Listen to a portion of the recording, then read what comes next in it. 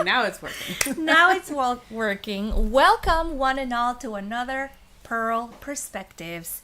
We are your Purls, coming at you from Canada with a lot of opinions. Always and forever. Always and forever. Rely on us for that. Yep. We be knitting, we be making, and we be chatting about whatever comes into our head. So if that sounds like something that you want to witness, grab a cup of something and whatever project you're working on and come on in, hang out with us. It'll be a great time, hopefully, most likely. Yes.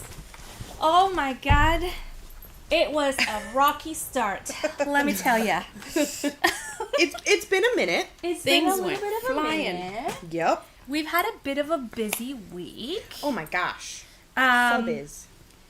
First of all, before starting the pod, I was trying to make myself a cup of agua de Jamaica. Hibiscus tea. Hibiscus tea. So I have like my hibiscus concentrate in the fridge. I try to open the jar, slip right out of my hands, fall onto the floor. Big It jar. looks like a crime scene in there. I did get a little bit of a glass shard right in here in the fold of my hand when I was squeezing the rag that I was using to pick it up. So now I'm going to have like a little annoying, tiny little cut. It's always the tiny I'm fine. shards. It's always a tiny It's, one. yeah, because you don't notice them and they just get... Yeah, that feels like a metaphor for life. It was, The tiniest I inconvenience. kid you not, it was $12.59. Yeah. And We were like, just- oh, we're good to go. We're ready. This is going to be and I'm like, great. I'm just going to shouldn't get have said myself some water. Famous last words. Absolutely Clearly, not. we shouldn't have said Absolutely that. not. Famous We last jinxed words. it. We definitely Yeah. jinxed it. Also, I think this is the first time that my arms are fully out this year. This year, yeah? Yeah. My arms are out! The sun is out! Sun's out? Sun's out. Arms out. It was a It comes glorious walk. What? Oh, sorry. We're fine. Don't worry. Technical difficulties happen all the time. It wouldn't be an episode. It if we wouldn't be weren't an somehow episode. like, I was is it going to good? say, the walk here was Glorious? really, really nice. I thought about biking and then pain started. I was like, no, we're good. But this is definitely biking weather. Actually, there's the bike. I think it's Oh, yeah, it's a cycle for Chio. cycle for Chio. Yeah. Chio. So all the bridges were a lot of the bridges were closed For cars or just for for walking? cars. Oh, well, for everything. For I think no, for cars only. Oh, That's okay. You can touch my butt. So when my mother-in-law and her partner had to leave today, Yeah. they had to like do a huge detour Oh, no. and they got lost. Oh, no. Oh, because of the roads are closed because of the cycle. Yeah. What is it called if it's not a marathon, but it's for bikes? It's a cycle. it's like still- it's a like That's A there you race? go. No, it's not a race. No. It's like a cyclothon. I guess. Cyclothon? What do you Cyclothon? call that? Like, you there, watching us. What do you call an event where people are biking, But only biking. but only biking? They're not racing each other. Nope. They're just biking in a loop. A Sunday CN morning? cycle for Chio. That's what it. Oh, so it's that's just what called it is. cycle. It's just Yeah, called cycle. CN cycle for Chio. Okay. Yep. Well, that's an interesting way to start your morning. So yeah, that was fun. But the walk was glorious. It was definitely worth.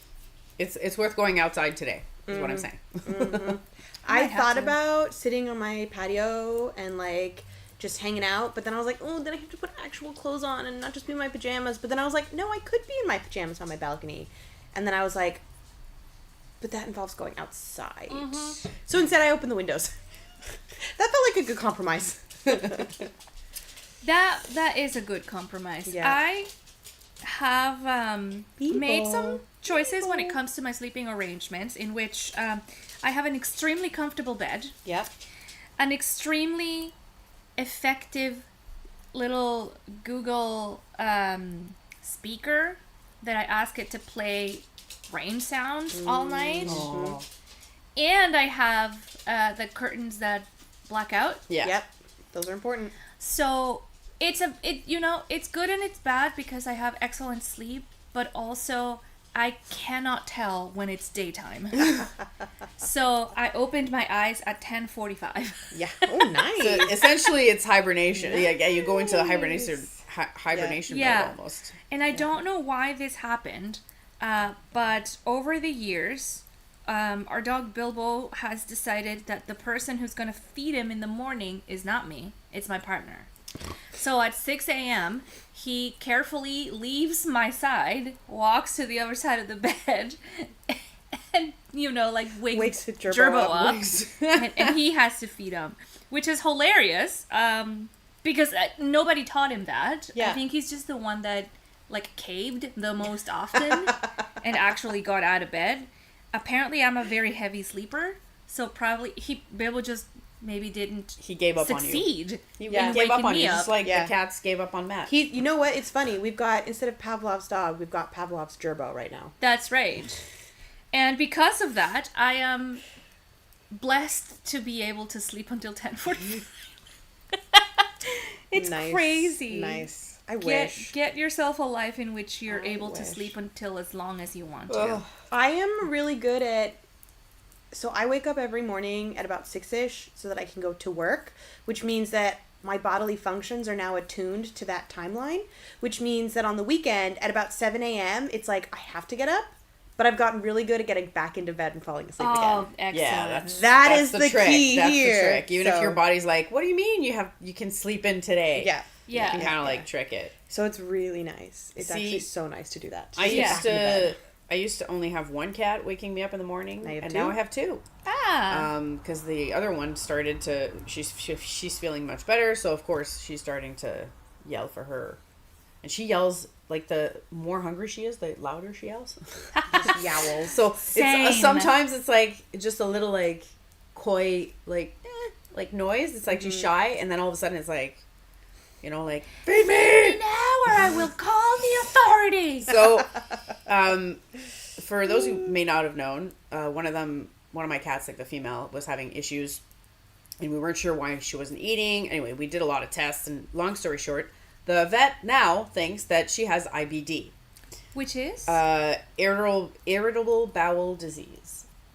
So, I thought that was for humans. No, well, no. I mean, all mammals all mammals get it, can I have think. it.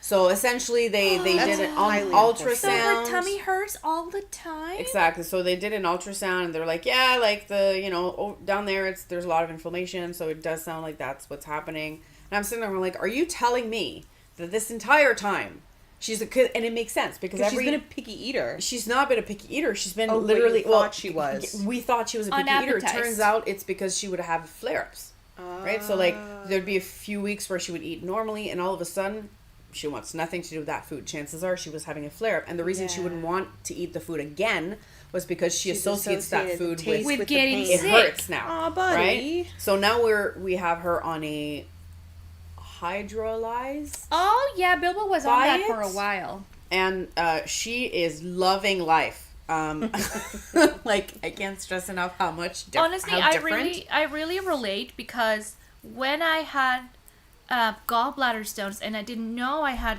gallbladder stones. It was awful trying to eat something, not knowing what would trigger stomach pain, right? And so it wasn't even my stomach. It was like higher up, like up here. But I started referring to myself as a ticking bomb. I remember that. I don't know what I'm going to eat that's going to make me hurt. Yeah. Well, that's awful. The thing. IBS, Crohn's disease, all like my doctors are pretty sure I have something akin to that, but they're not really sure which one. And it's the same thing. You're never sure what food triggers it. It's luck of the draw. Every person is different, seriously. right? So for me, I've noticed that like raw carrots are a trigger. But I love raw carrots, which is really frustrating. People, come here. Hey, buddy. Come here. Come on up. We've got a visitor in the studio, a.k.a. my living room. Bilbo, come here. You want to come up, buddy? You want to come touch? No. He just wanted to visit. I think he's a little upsetty spaghetti because we had lunch and he didn't. Oh, there he is. Oh, there he hello, comes. There he is. You wanna come on, buddy. You want to come? Yeah, you do. Yeah, you do. Hello, my lobito.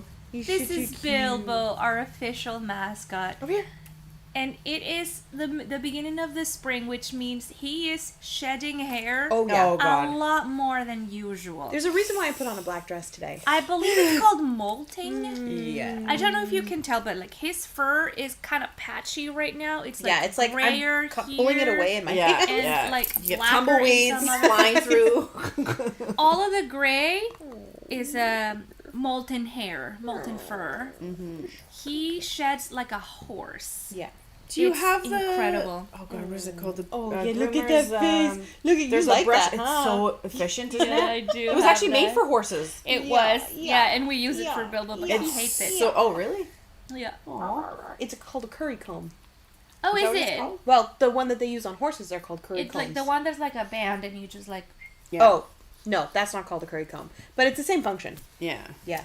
Did you know that when you I'm blanking on the word for it, but when you care for horses, every time you take them out, and like every day before you put on all of their tacks, all their saddles and everything like that, you have to give them a good brush, and there's like a 4-step brush routine. Really? Mm-hmm. To loosen up all of those like shedded hairs, get them off the body, I did because not know then this. when you put the tack on, you're going to prevent like extra rubbing and What's the tack?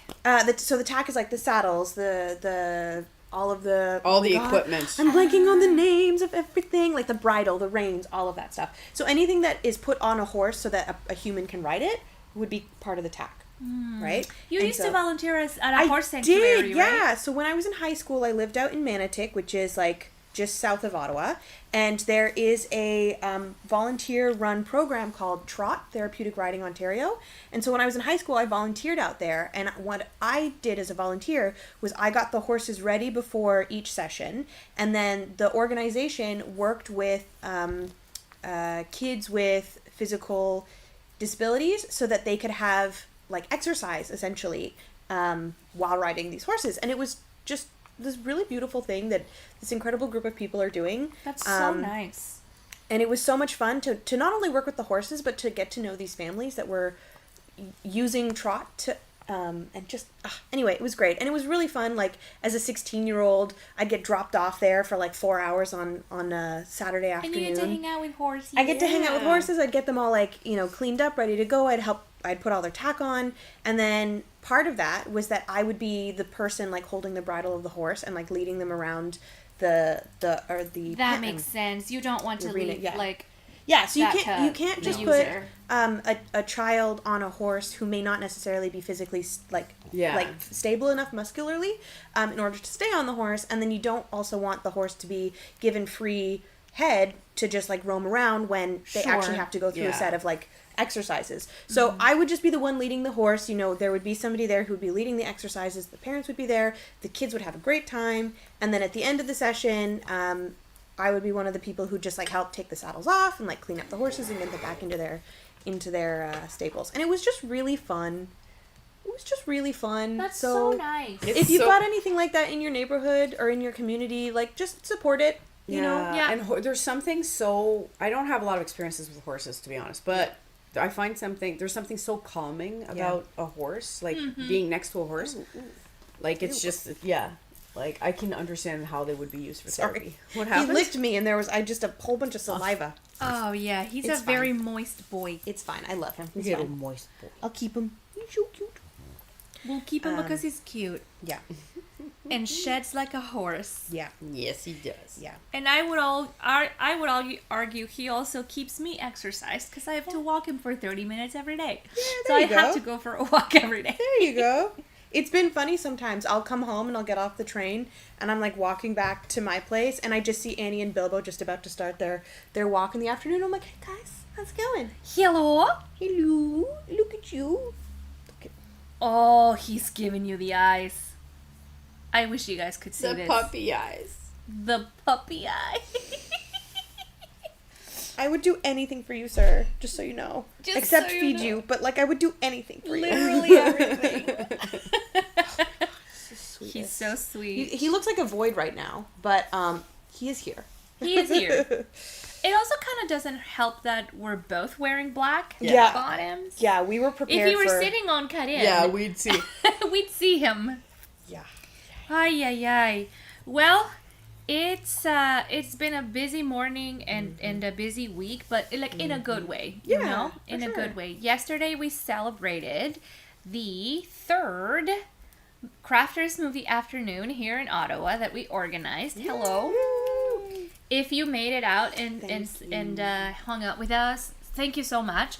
We had a great time. We watched The Princess Bride, ate popcorn, worked on our crafts, said hello to a bunch of cool people. Yep. Recited memorable quotes from the movie. Recited memorable quotes like inconceivable. So many times. So many times. Man. It was really fun. Okay. But it did end up being a quite exhausting like day for us, because you know it doesn't seem like a lot, but like we have to get there early, we have to set up, there's a bunch of like administrative stuff to do, and then you have to be quote unquote on and have a lot of social interactions. So for those of us that have limited energy, it's like a big push day. You know. Yeah. And finding parking in that area is a nightmare. There was a football game on at Lansdowne, and the theater is remarkably close to Lansdowne. And I think there was also a House of Targ event at the same time. Yeah, there was a bunch of events happening in the neighborhood. So I mean, I can't blame them for having events, but I mean, I can. It makes sense though, because this weekend OC Transpo, our public transit system in the city, was having like a free ridership day. Why do you bring your cars then? We didn't have a choice. Because we had bins to carry. Yeah, we had stuff. We had stuff. Oh my god, I think it took us like a good 15 minutes of like going up and down all the streets and everything until we found something, and then we just like, Hail Mary, hopefully we don't get a ticket. But it was 100% worth it, and we will be doing it again. Yeah. Oh, 100%. We already have a date. Oh my god, I have this like excellent idea for a reel for when we get closer to. Okay. And part of me wants to like tell you about it now, but the other part of me is like, no, I don't want to say it on the pod so that you can be surprised. Yeah, exactly. When we post it in the future. We surprise. But surprise. I feel like the two of you are going to get a kick out of my idea. Okay. I'm good. I'm good for it. If y'all in the chat have any ideas for real generation, we are kind of dry in that creative area. Like sometimes inspiration sparks. I think we're also, but it's not consistent. We don't do a lot of it. Yeah, like what I'm trying to say is we're inexperienced and we'd like to get better. Exactly. Yeah, for sure. So if you have some recommendations, please let us know, because we're trying to be better at social media and technology in general. And just life in general. And just life. Not that we're Luddites. I am. Having just learned the actual origins and meaning of the word Luddite, I will fully admit to being a Luddite. Really? Well, that's somebody who doesn't do technology, right? So the term Luddite was first coined during the English Industrial Revolution, wherein there were people who, I'm not quite certain how they came about the name Luddite, but they called themselves Luddites, who would go in and like smash up technology like in factories, because they're like, no, you're ruining the like artisanal home craft industry and like taking away opportunities for work and devaluing product and blah blah blah blah. So they would smash like these industrial looms and things like that and just vehemently oppose technological advancement. I mean, if we're looking at the way AI is progressing, I'm not, I'm not against the idea of that. So I think I would definitely call myself a Luddite in the true sense of the term, because there's a lot of aspects of technology that, while yes, I do like find helpful in my life, there's also a lot of technology that I push back on because I do agree with the sentiment of like it is destroying like craft creation communities, and it is destroying critical thinking, and it is such a drain on the environment. And anyway, I'm not going to go into too big of a tangent on my dislike of AI. Gosh, you are a Luddite. I should get a t-shirt made that says happily Luddite. Happily Happily a Luddite. I'm not. I'm pro technology. I feel like I'm one of those people that I choose to interact with it in a way that makes sense to me. But what I am against is the use and abuse of technology that has negative impacts on other people. And like, I think of technology the way that I think of like a calculator, for example. Like, sure, there were a lot of jobs that were made irrelevant when calculators started to be in the mainstream, because you no longer needed a human to do all those calculations by hand, and it took a lot less time, so people lost, some of those positions. But it also made a lot of sense and made a lot of people's lives better. Mm-hmm. So it's not so much about what technology is being is being proposed and invented, and more about how dirty minds and awful humans are using it to their own benefit and to other people's detriment. Which is pretty much, you can say that about anything in life, right? Look at, like, just anything, politics, right? Every single political, what do you call it? Not movement, what's the word? Like ideology? Ideology on paper looks great, but then when you add humans to the mix who have, like, flaws and are greedy or whatever it is. I guess I'm anti-humans, not anti-technology. Because it's the same thing with technology. I agree with you wholeheartedly. I feel like it's the sentient mind behind it that's the problem. That's right. It's that technology to, for example, I don't know, help recognize someone that was dead thousands of years ago and put a face on them. That's amazing. Using this to do dirty things with, I'm not going to say the words, but essentially, like, using that same technology to, like, create inappropriate stuff. Okay, but, like, that's the human mind at play right here. It's not the technology that's the issue. Yeah, but machine learning gets to a point where it learns to do that on its own. Yeah, well, it essentially, the more you feed this particular content, the more it thinks this is what you want to see or this is what you want, right? Well, you also have to remember that AI is created by humans and is therefore infallible in and of itself, because it is created by an infallible being. Yeah. It's just frustrating because essentially technology is a double-edged sword in many regards, and it could have been, or it is in some aspects, an amazing tool, or more than one, obviously, but, like, technology in general. And in others, it's actually doing the opposite, where it's making our lives way more difficult. You want to hear something funny about this? So have either of you read Sunrise on the Reaping, the new book from Suzanne Collins, the Hunger Games books? Okay, so first of all, if you've also read Sunrise on the Reaping, I'm sorry. I am sorry. Like, if you felt what I felt, the emotional disaster that I was for... Anyway, whatever. There's this point in the book, and I don't really think it's spoilers to say this, where Haymitch is being made to, like, film these, like, propagandistic things for the Capitol, and he goes, why can't you just, like, make, like, you already doctor enough stuff, like, why can't you just, create it artificially? Take my liking, yeah. And the person that is doing this, who's, like, filming the propos, goes, oh, no. We tried that a long time ago and we realized it was actually, like, really super bad, so we don't do that at all anymore because it's really, really bad. And it's just really funny that in the midst of this whole book, which is a great commentary on the state of the world today, you also have this one little mini, almost throwaway line where this one character is like, yeah, AI is horrible. And we realized it was that bad, so we decided to stop it altogether.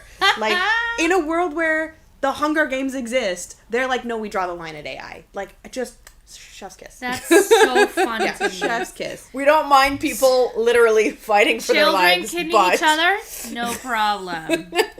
AI? Throw anyway, it in the trash. In the trash it goes. So yeah, if you have also read Sunrise on the Reaping, I feel for you. And this is the story of Haymitch's, like, games, right? 10, 11, 12, 13, 14. Yes. So it's the story of the 50th Hunger Games, the second Quarter Quell. And it is the story of Haymitch's games, which, if you've read the original trilogy, you will have learned more about in Catching Fire. Because after it's announced that the 75th Hunger Games will be only victors, they go in and they start, like, Katniss and Peeta start watching previous games from the winners who were selected in the Reaping, so that they can know what they're getting themselves in for. And they actually watch Haymitch's games and they talk about it. And so while you're reading it in Catching Fire, you're like, okay, well, I know how this is going to go. But then when you're reading it in Sunrise on the Reaping, you're like, my heart is in shreds and we're only 40% of the way through the book. Oh, buddy. Like... Oh my god. Anyway, yeah. It's a really good book. I definitely recommend it. And I find it wildly hilarious that Suzanne Collins probably felt like she had to write this in part because everyone was thirsting after Coriolanus Snow in the Ballads and Songbirds and Snakes movie. She was like, I need to put a stop to this. They were like, shit, Tom Blythe was too sexy. Damn it. I made a character too hot. So anyway, yeah, great book. The movie will be coming out in November 2026. So if you're also a big Hunger Games fan, if you grew up reading them like I did, then... I didn't read the books, but I watched the movies, and I'm a big fan. They're really good. Mm-hmm. And since we're talking about the book, do you want to do a dork? Yeah. You want to go first? Yeah, I'll go first. Okay, so what am I drinking? Let me just get a few stitches more so this doesn't slip off my needles. So what am I drinking? I put just a little bit of raspberry syrup and then a pineapple bubbly sparkling water and a raspberry sparkling water in here. I wanted pineapple juice, but I realized I finished it. So we went with pineapple sparkling water. That's so sad for you. I know. However, I'm lucky. Okay, tiny tangent. I feel like this is going to be a staple of my dorks. Tiny tangents. So I take the bus to and from work every day. And every once in a while, my mom is like, hey, I'll drive you home because, like, I have to, give this thing to you. And instead of you dragging it on the bus, I'll just drive you home. And I'm like, amazing, because she lives really close to my workplace. So she said to me this week, she's like, hey, I have this mirror for you. I'll drive you home one day. And I'm like, awesome. And she goes, oh, do you want to stop at the grocery store? So if you want to get a big haul of groceries, you don't have to carry it on the bus. And I'm like, yeah, totally. So now when she drives me home, I almost always get, like, 90% of what I buy is just like cases of sparkling water or large bottles of juice or soda or whatever, things that are too heavy for me to walk home. Yeah. So I think I'm going to get another couple bottles of pineapple juice because I just love pineapple juice. I feel like you gotta. I feel like you must. Because that's what you're drinking. And it's delicious and it's hydrating. And it's, because of the enzymes in pineapple that digest meat, if you ever have like oral surgery. Well, actually, never mind. I feel like I've heard the dentists are saying you shouldn't do this anymore. What? Anyway, it makes your mouth tingle.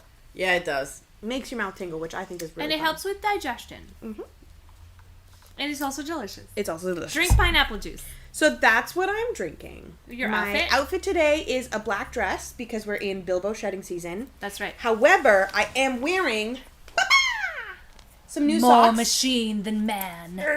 Okay, I feel like I'm going to have to...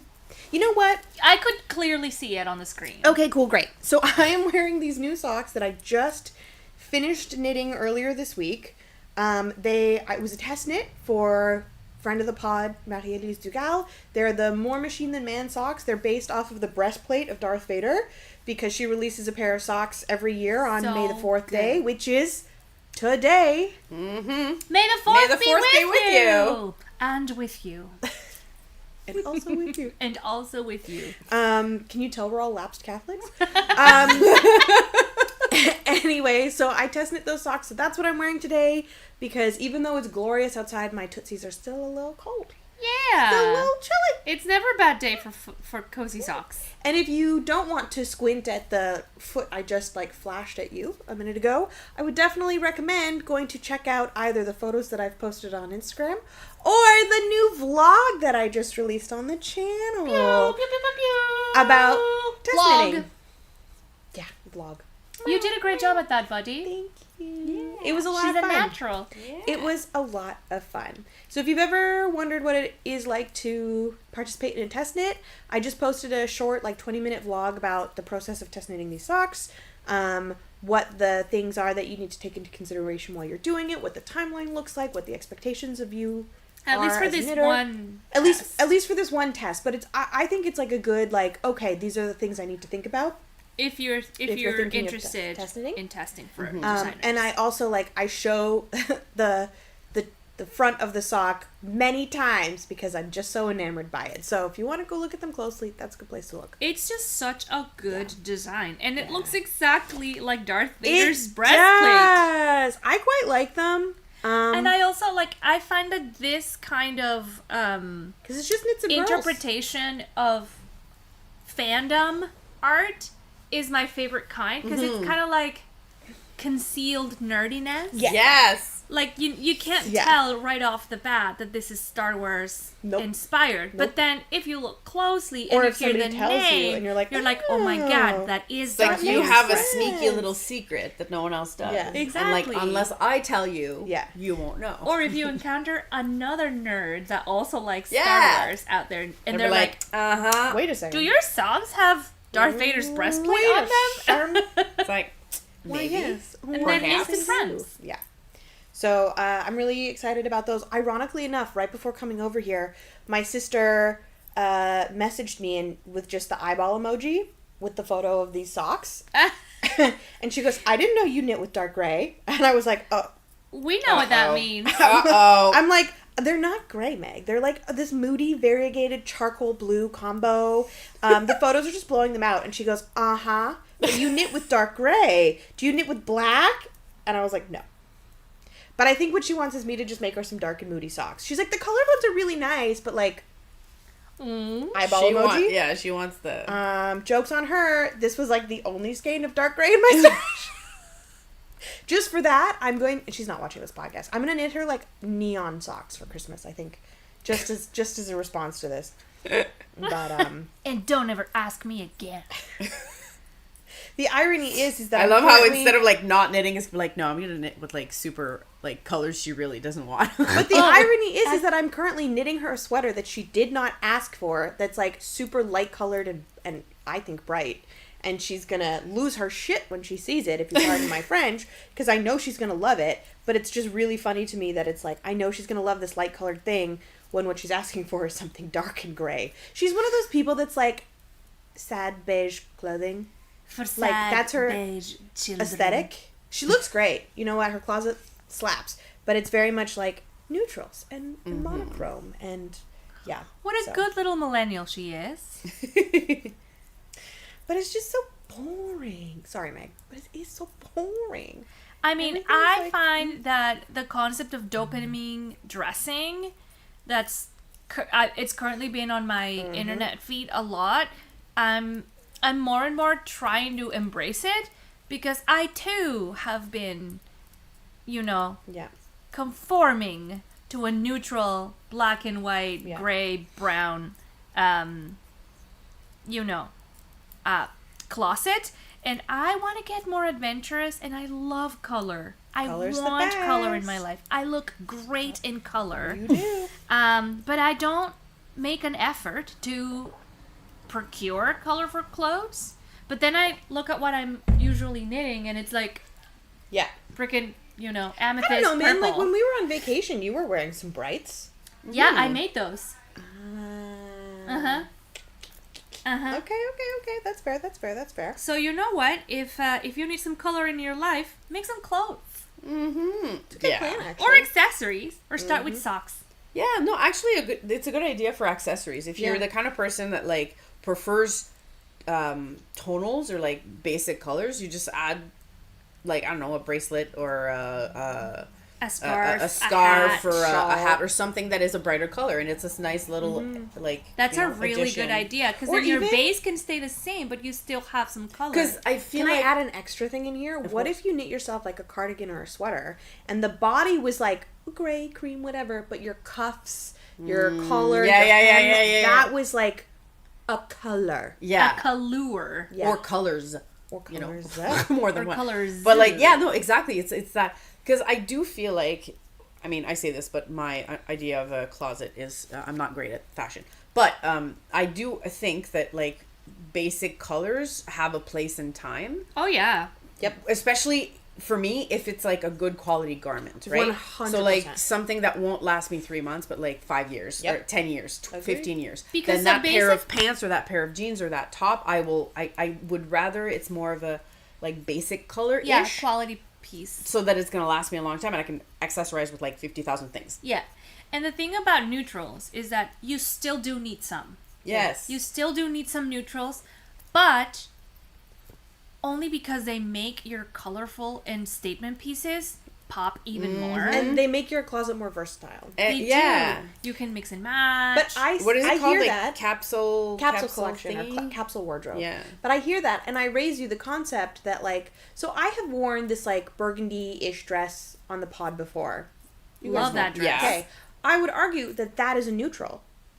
Yeah. Because it is a garment that is a single color with no pattern. And to me, that is a neutral. Because I can then layer that with a louder color or a patterned something.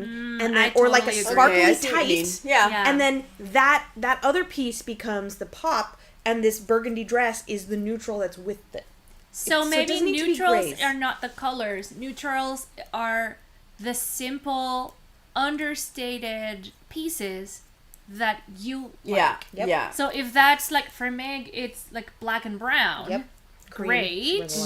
If for you it's burgundy, if for me it's like mustard yellow and forest green is my neutral, then that's my neutral. I would say for me it's blue. I like blue, but I think I want to go for like a blue-green, like sage. Oh yeah, sage. And beige. I have to admit, beige. I do like the color, like in clothing, but I don't have a lot of beige actually. But that's a color I would like to. But now that's sticking in your mind. You're like, that's a thing I want to include actually, more in funny enough, yesterday after our little event, Linda and me took a little stroll down Wellington with our friend Laura. Hey, and we went to Trove, and I bought myself some stuff. Oh, nice! 2 jackets, a pair of pants that Linda found for me. They're like work pants. And it's so funny because like they're flower, like it's a flower pattern, so it's not what I would necessarily go for myself. But when I put them on, oh my god, you felt good. They're so comfortable because it's an elastic here. Yep. Yeah. And it's so, and they were like super cheap. Like for that place, they were like $17. Oh, that's not bad. I know. I gotta go to Trove. It was worth it. I would have gone with you if you told me. Well, I didn't know. We literally just went like for a little walk. Like we're literally like because. No, it's Laura fine. had never had Susie Q, and I was affronted. And you didn't just come back and knock on my door and be like, "Girl, what the fuck? Come on." Maybe I should have done that. Literally, I was just like, "You need to go to Susie Q," and then we were just like, "Oh, true." Wait, what? I said I let you pee in my bathroom. And you didn't even call me to go get donuts. To go get donuts. I didn't get donuts. Although actually, she did though. To be fair, I got home and as soon as I closed the door after you left, I immediately turned on Grand Prix coverage and was like, on my couch for the next several hours just catching up on Grand Prix coverage. But we can go to Trove anytime. Yeah.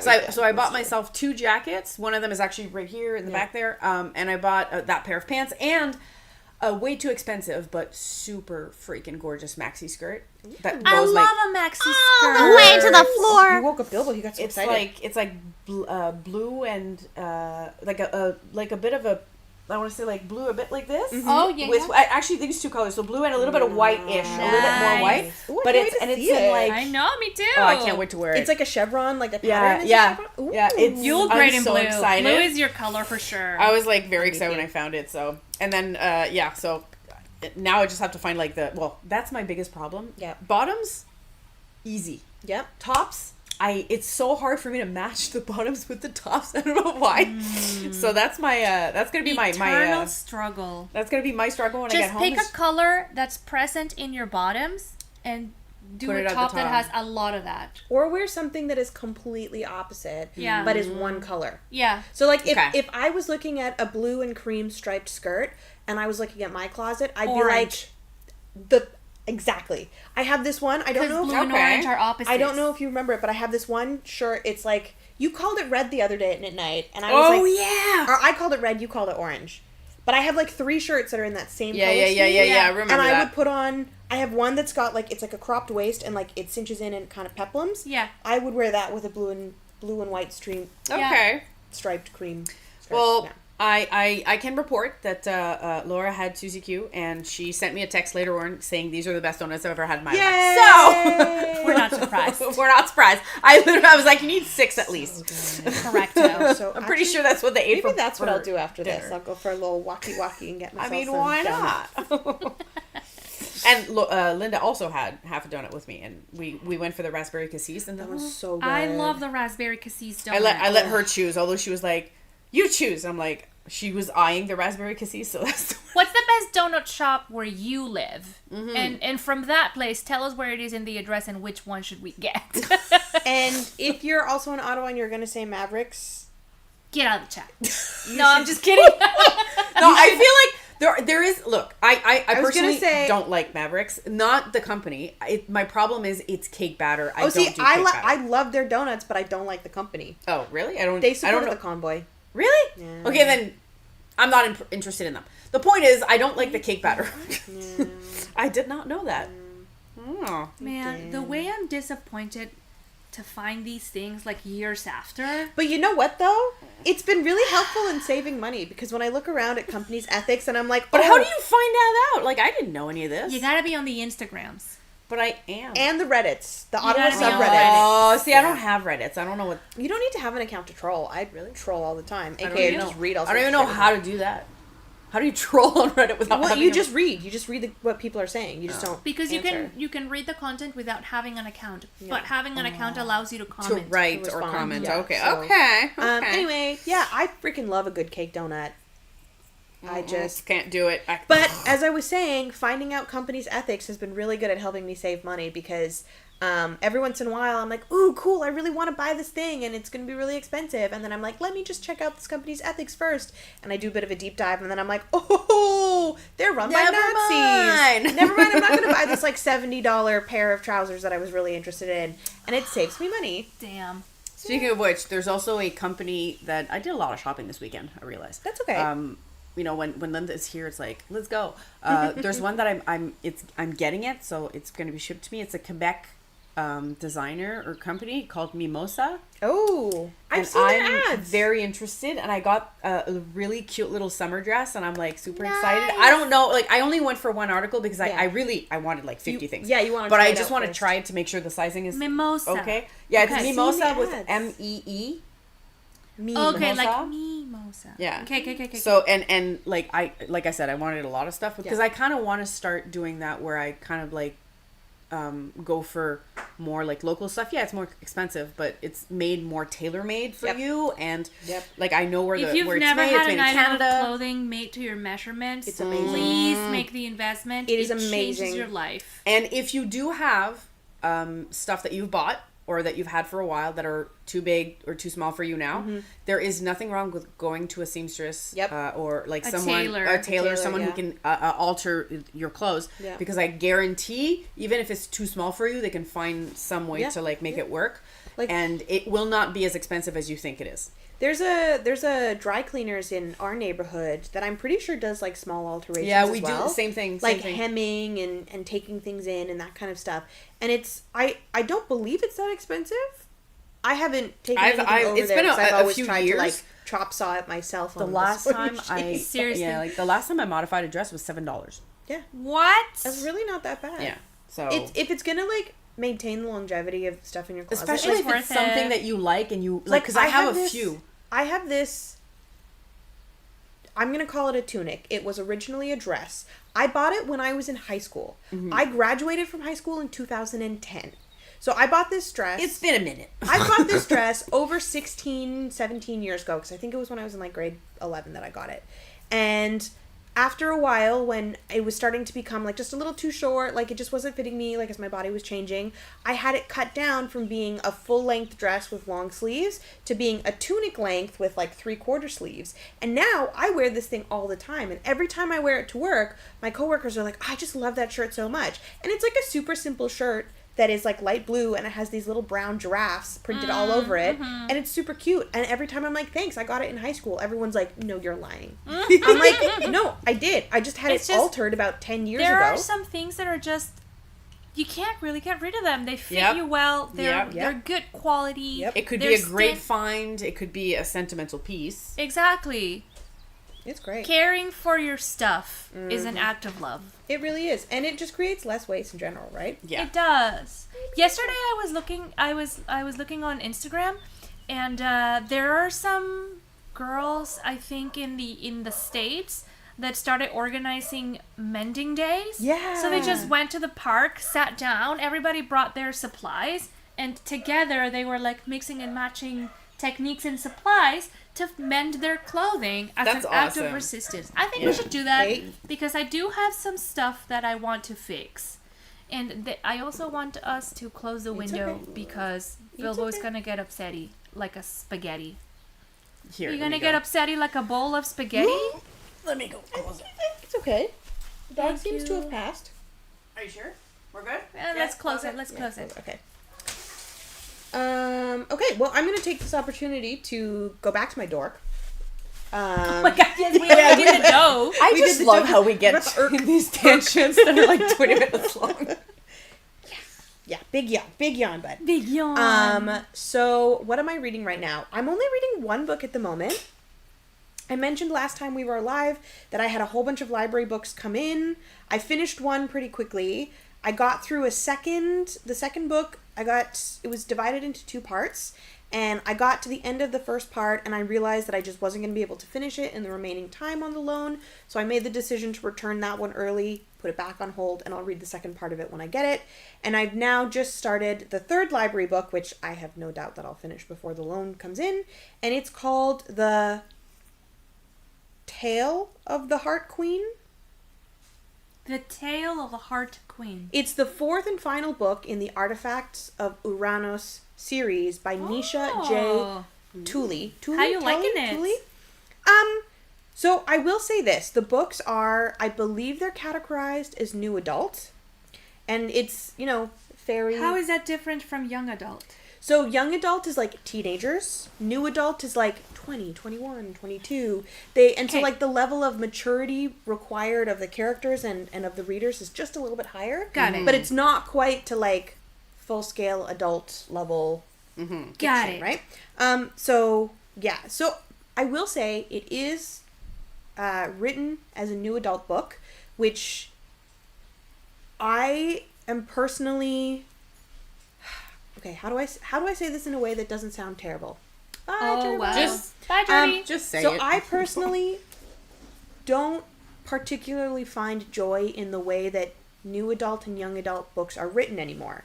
Like, I'm in my 30s, right? I've outgrown that style of prose, that voice. You're no longer the target audience. Exactly. Yeah. I'm no longer the target audience. So while I'm not a big fan of the way the voice in NA and YA books are, I really do like the plot concept. There are some aspects of it that are so incredibly obvious, and it's like, from the first book, I'm like, this is going to be a thing, and 2 books later, I'm like, I was right, it was a thing.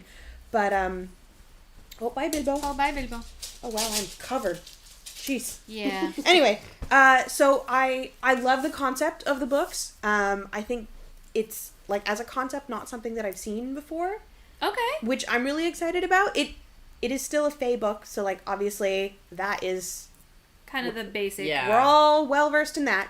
But the plot with like, these mystical artifacts and like, the journey that the character has to go on and all of that, that plot is something that I haven't seen before. So I'm enjoying that part of it. I think I've given the books, the first 3 books, I rated them between, like, 3.5 and 4 stars out of 5. Okay, that's pretty high. So they're quick, they're an easy read. I read the 3rd one at the beginning of March.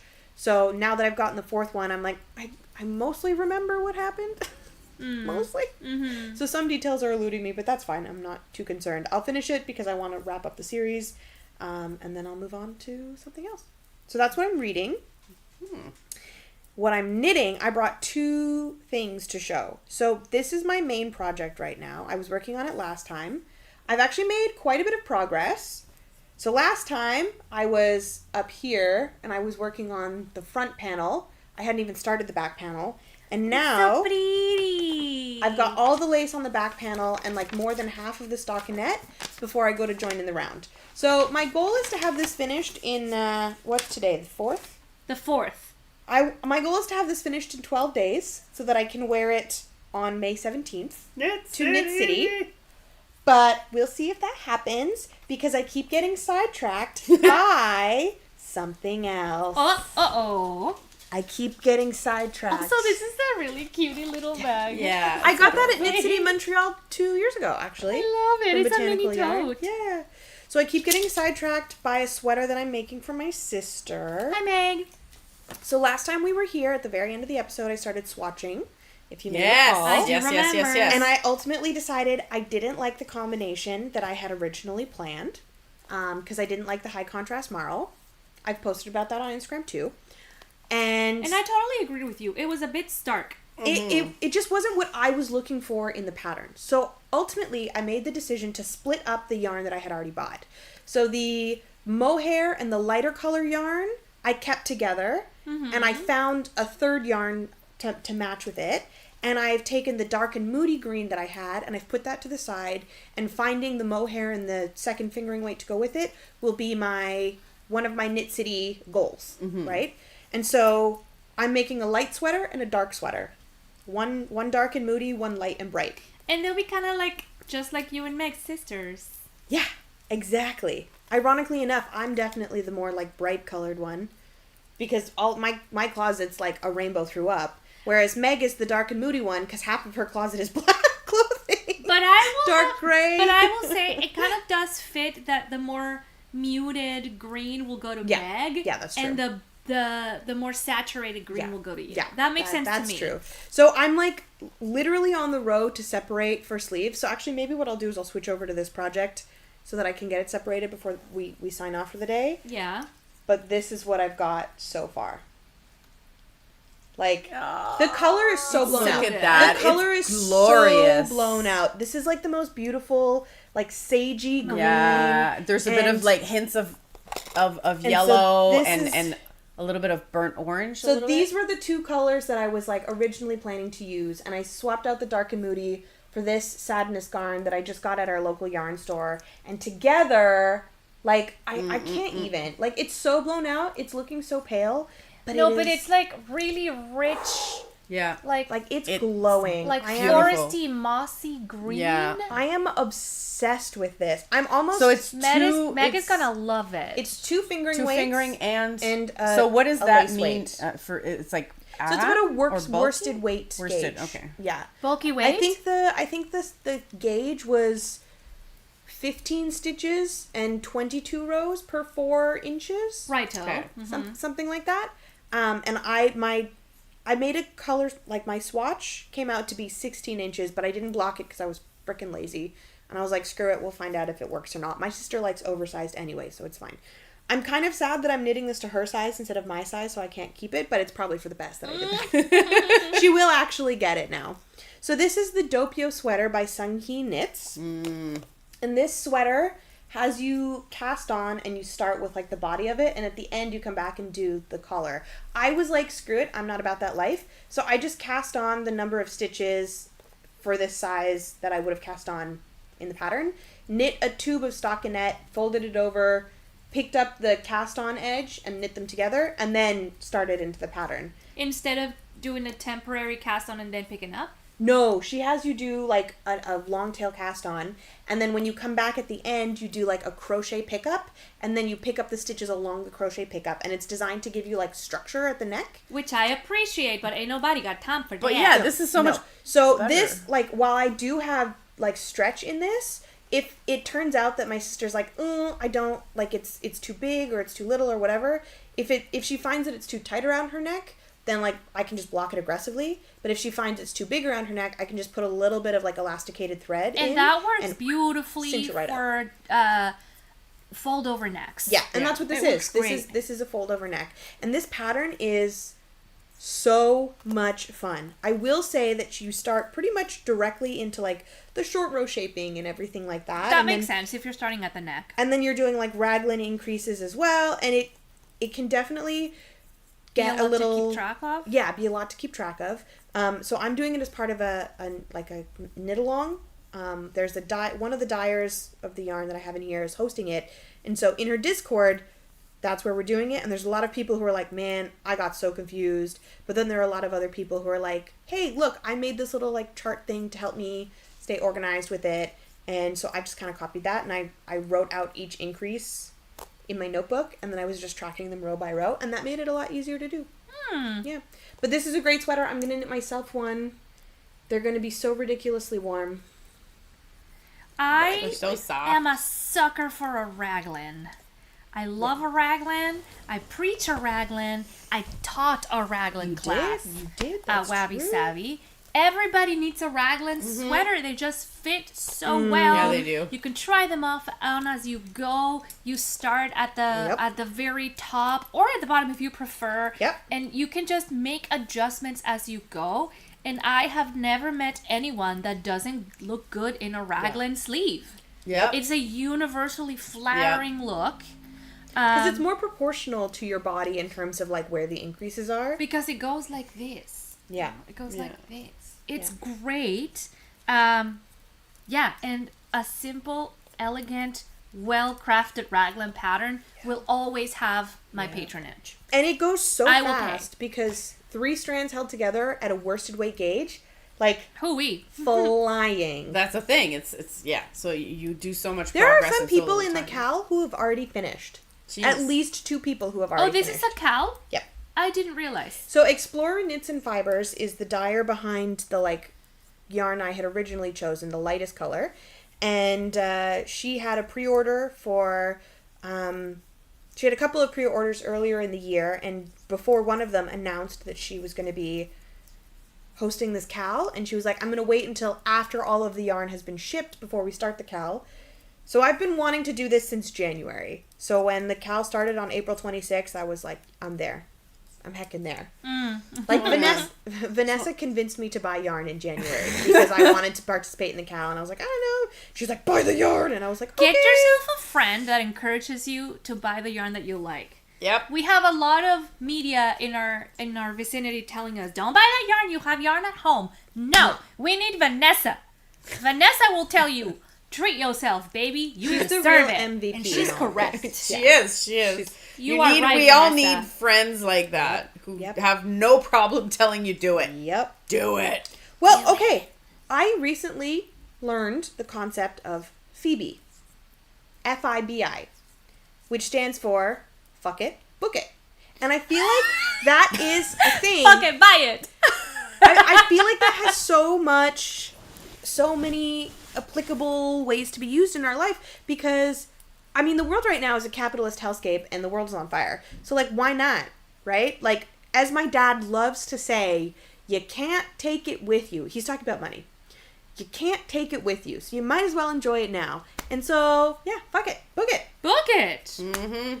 As long as you're still clothed, fed, and housed, use your money. And you have an emergency fund.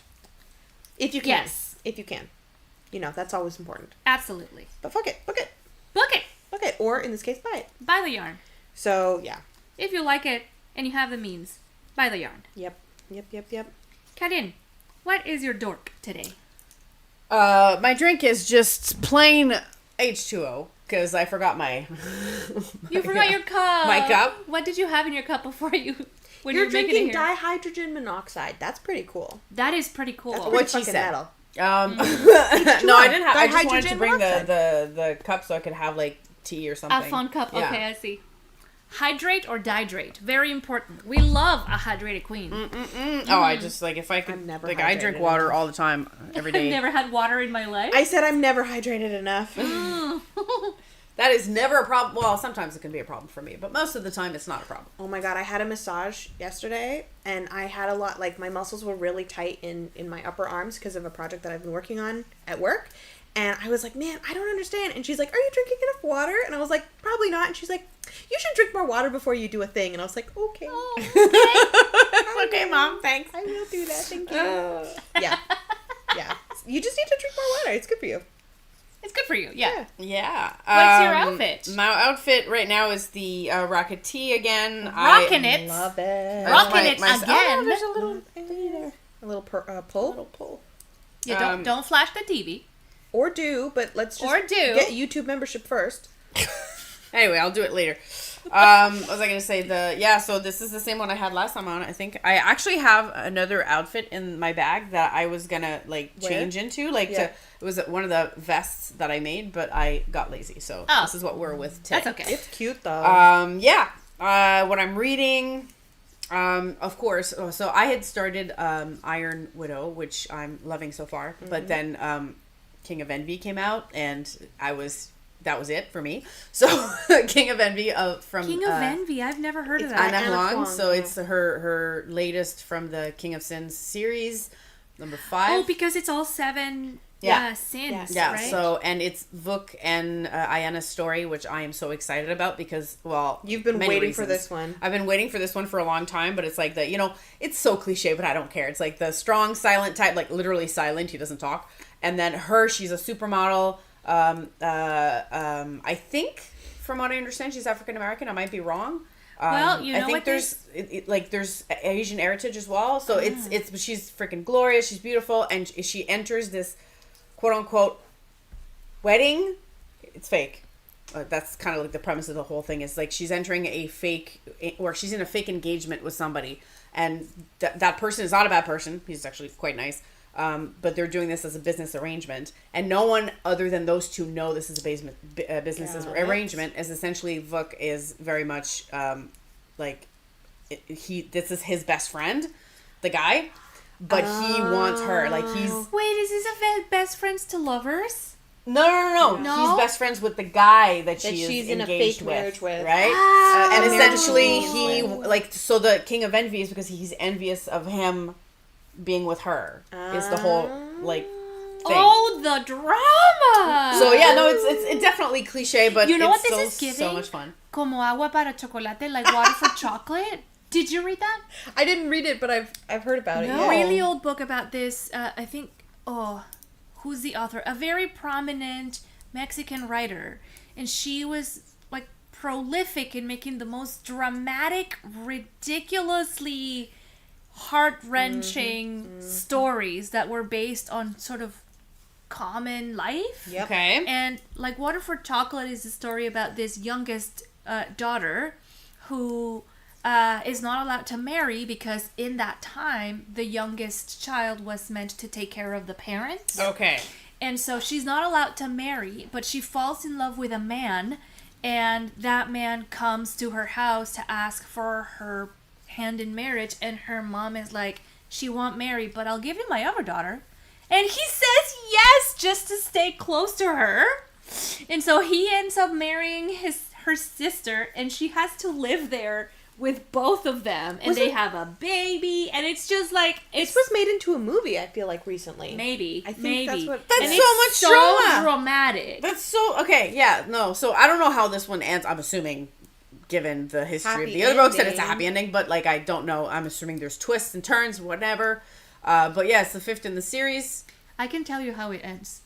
Well, with the two of them being together, and I'm not sure what's happening with the friend. Water for Chocolate. King of Envy. Oh, your book. Yeah. Okay, like Water for Chocolate, it's not spoiler. Like, it's so old. In the end, they fuck so hard, they set a cottage on fire. And they both die. I'm sorry, what? I said what I said! Yep. Like, who does? Like, him and the youngest sister? Like the two that are in love. Mm-hmm. And then they just die. die. Where are you going, sir? Yeah, they fuck so hard, the cottage catches on fire. Where are you going? And they die. Across? Oh, right in the punani. I don't know how I feel about this. Bilbo, Monsieur. He's like, what? Look at his face. He's so clueless. I love it. He's like, what? Ow. What did I do? I never heard you say that word before, and I'm delighted. Just all of his weight on a very sensitive part of the body. Right in the baby maker. Which is closed for business. Which is closed for business, by the way. Bilbo made sure of that. Yeah. Bilbo gets... No, it's been closed for business forever, but Monsieur. Oh, Bilbo. Yeah, Bilbo does so give much. Sarah fucks. Bilbo will walk over anyone to get to the comfiest spot on the couch. I mean, fair? Who wouldn't? But, like, damn. This man.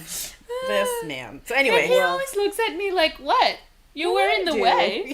Well, yeah, cats do. In that regard, he's very much like a cat. Because cats do exactly the same thing. Yeah. So, yeah, that's the book. It's not, I'm assuming the end will not be as dramatic. Whatever this is. Like Water for Chocolate. I mean, they were so hot, they burned up a cottage and themselves. Died. Mm-hmm. Yeah. It's not a happy ending. I mean, it kind of is, though. I mean, if you're gonna die, might as well die that way, I guess. Might as well die that way. That's one way to go. Yeah. So I'm excited to, and then there'll be only two left. It'll be King of Gluttony and King of Lust. Oh, that's me, King of Gluttony. I don't know which one's gonna be which. which one comes first, but those are the two left that she has left. I'm at the end of the front for my Velocore. Yeah. Yeah. Oh yeah. There we go. Nice. Nice. This is gonna be nice. It's giving me cameo vibes. I love it. Cameo? Yeah. Camo. Oh, camo. Sorry. Yeah. Camo vibes. I don't know how to pronounce words. Should I go camping in this? No, you'll blend in. I'll blend right in. Too much. I'm gonna get lost in the woods. And as for what I'm knitting, I'm continuing my endless, because this is started a long time ago. The Snow Pine from Wool and Pine. It's beautiful. It's wonderful. I love it. I love your floats. I just really, it's just because I haven't had time to keep going. Again, a raglan looks good on everyone. So yeah, this is nice. In retrospect, I don't know. It's looking a little tight. Yeah. I don't think I'm going to fit in it. I'm probably going to be giving it away. Really? But, yeah. It might block out, though. It might. I don't know. We'll see. The only thing is I'm kind of a little sad that, so you see how you can tell there's, it's variegated, right? Yeah. And I thought it was going to be a little less obvious, but you can see... The pooling. So, sometimes where it kind of blends in with the actual dot that's supposed to be there. Yeah. So when it's, this side is actually a little better. Right, you can. Oh, you see how here. Is this two different skeins? No, it's the same skein. It's just that the variegated part really started down here. I see. But you see, this is what it should look like a bit more, right? This top, and then here there's a lot of that pooling that I don't really like. Look, am I gonna change anything? No, I'm lazy, so I'm just gonna keep going with it. But for future, I kind of really like it though. I like the splotchiness. I like the unexpected color pools. I think it looks... Yeah? I think it looks good. I don't know. I prefer this. I'm into it. I like... This is also variegated, but it's such a different color that you really can't tell. Okay. So that's definitely a lesson in color contrast, right? 100%. Mm-hmm. But it was also a great technique learning... I forgot how to say this. Intarsia? Intarsia? Yeah. Do you say Intarsia or Intarsia? I say Intarsia. I say Intarsia. I really enjoyed this. It's such a beautiful... Yeah, they are the same. It's so beautiful. I love it. That's so nice. But yeah, so those are my... that's your dork. That's my dork. Yeah. What about you? Yeah. What's your dork? I'm drinking... We are your dork. You're my dorks. Both of y'all. Yeah. I am drinking out of a ridiculously large cup. Would you get some stickers on? No, it's not a Stanley. But it's a dupe. I've seen people with the ridiculously large cup, and that just looks fun. And I was like, I'm not going to spend $50, $60 for a Stanley Cup. Absolutely not. That's ridiculous.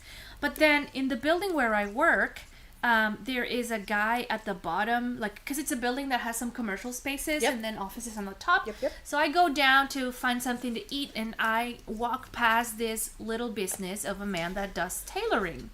And on top of doing tailoring, he has a couple of secondhand items and casual tchotchkes that he's selling. Nice. And he had exactly one cup for sale. It was new. It was in the plastic package and everything. Nice. And I just walked by there and did a full 180. Did I just see that cup? I like that cup. So I just swiveled back and asked the guy, how much is that blue cup right there? And he's like, I don't know, 17? I'm like, sold. Yep. Sold for $17. Yep. So the nice man in the tailoring business. So I bought a ridiculously large cup, and I've been putting water in it every time I go out, or when I'm around the house, and it's just fun to drink water now. You need to get some stickers on there, babe. Which I didn't know. Love that water for you. could be fun. Today, like I said earlier today, I was trying to make myself agua de Jamaica, but my concentrate fell on the floor. So instead, this is just plain water and strawberry chung. And a chung is a Korean technique to make fruit syrups out of maceration. So what I did is I chopped up some strawberries and I covered them with the same weight of strawberry to sugar, white sugar, and I let that macerate for a week. or so. And now it lives in the fridge, and I use it to sweeten my drinks. So this is just strawberry flavored water now. Nice. It's really good. Hello, Dusk.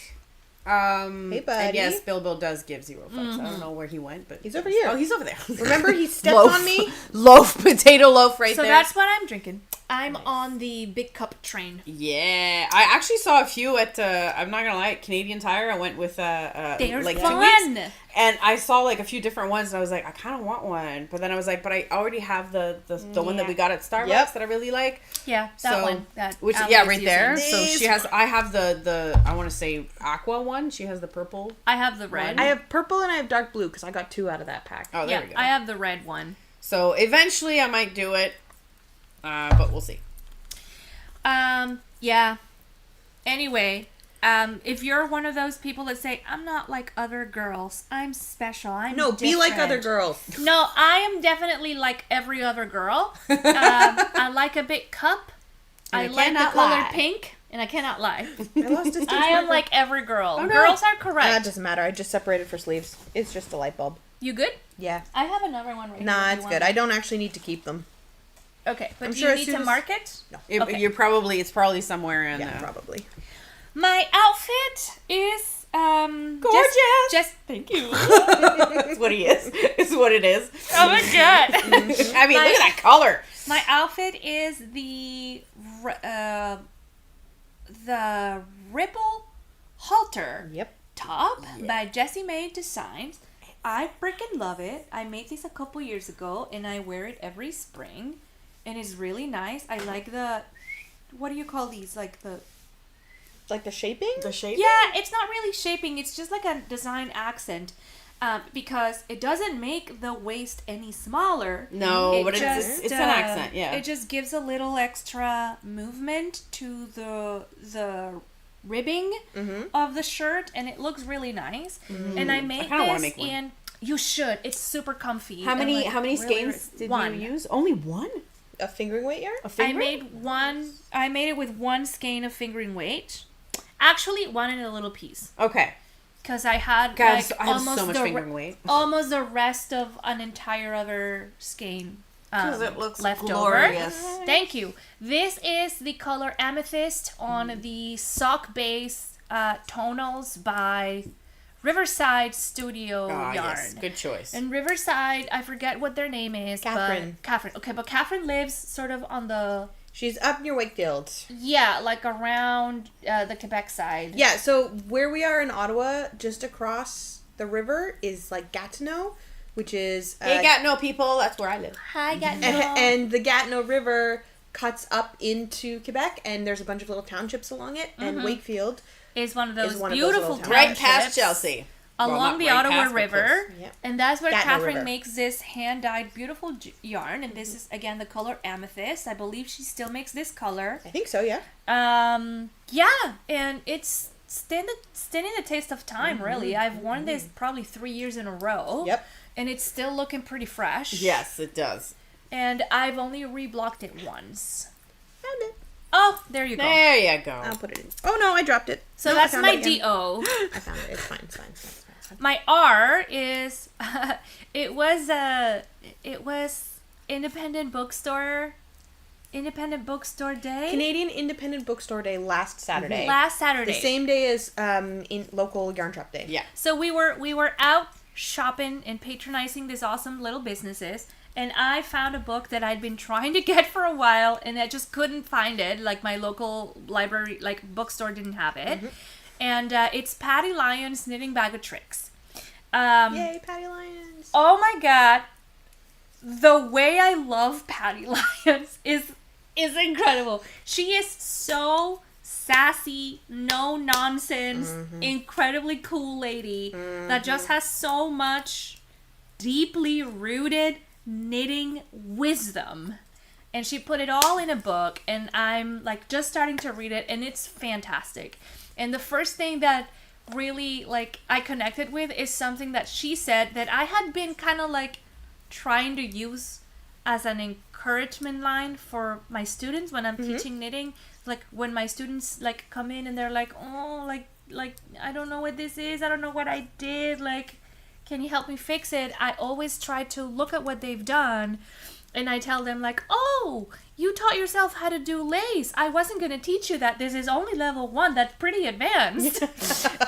And we have a laugh, right? Or That's like, cute. did I do it right? And I'm like, you made a stacked stitch. That's really advanced. I don't recommend that you continue doing that. Let's stick to the knit and the purl, right? Yeah. And I just do it like in a fun way to like in other words, you're making it comfortable to make mistakes. Yeah, exactly. You're not priceless. saying you did it wrong. You're saying you just did it differently. You did something else that I didn't teach you, but you still taught yourself, right? Yeah. And so one of the things that the Patty Lyons' book says right off in the beginning, like the first chapter even, is she says, it's not you, it's the stitches.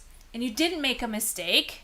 You just made a different, you discovered a technique that you didn't know yet. Yep.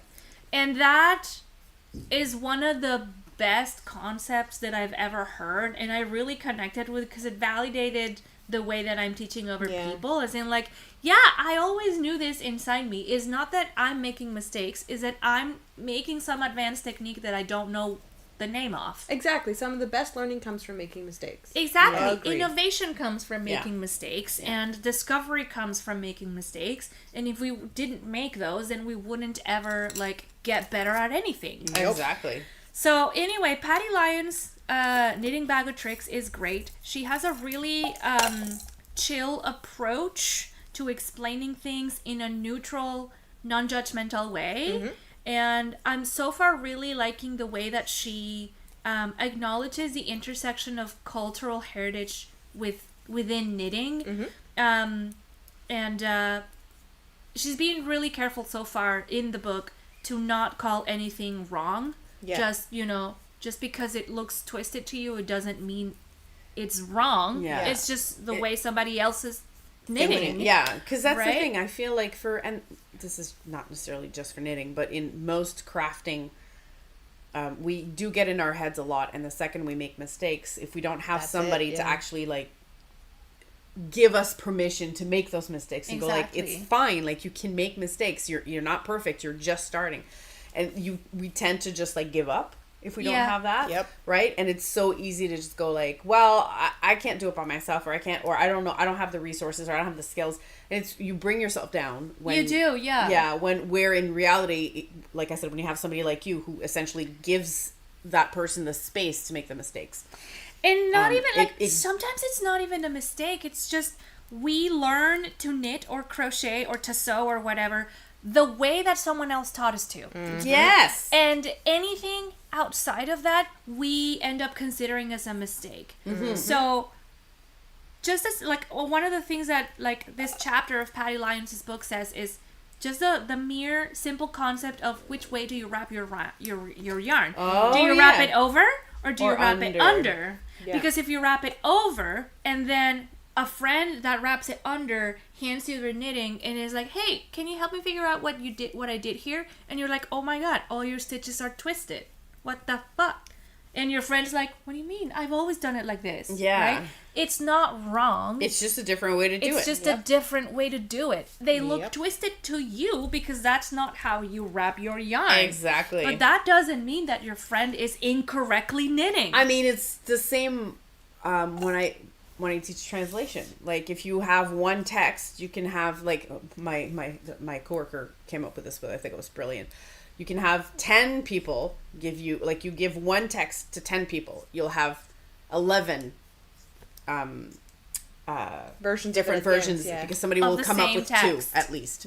Right? Well, like, this is why so many academics are like, oh, I just released my translation of this historical thing. It's an adaptation. But it's like, oh, okay, so you translated it with your own like language and prejudices and with everything your in your mind. Cultural background. Exactly. With your beliefs and your values. Like, every other year there's a new translation of the Iliad coming out, and they're all different. Yep. And this is why there's actually a lot of like differences in versions of like Old Testament versus New Testament, or like a lot of the old scriptures, new scriptures, different types, like it, because not so much that the translation, or sorry, the message gets lost in translation, but the The intent is always interpreted differently. Yeah. Correct. But yeah, it's the same thing with, like, it just goes to show that, like, it's not so much mistakes as just different interpretations or different ways of doing something. Exactly. So this book is really helping me kind of be a better knitting companion. Yep. A better knitter for sure. So I'm excited to keep going through it and like start practicing some of the exercises that Patty Lyons has laid out, because I do want to be better. But it's also helping me grab some language to better encourage other people and better help other people get better at their craft as well. I want to be a good knitter, but I also want to be a good knitting instructor. And so I'm really glad that I picked up this book, and I'm really thankful that Patty Lyon exists in the world. She's amazing. Thank you, Patty Lyons. You're amazing, and I love the way that she's like super sassy, and I appreciate that in a book and in a person in general. So that's what I'm reading. And what I'm knitting is, I'm still knitting on my Velacor. I didn't touch it since last time we streamed, and that's all right. But it's coming along pretty nicely, and I'm done with the neck side. So if I can kind of, maybe I'll show it this way. This is gonna become the neck. Yep.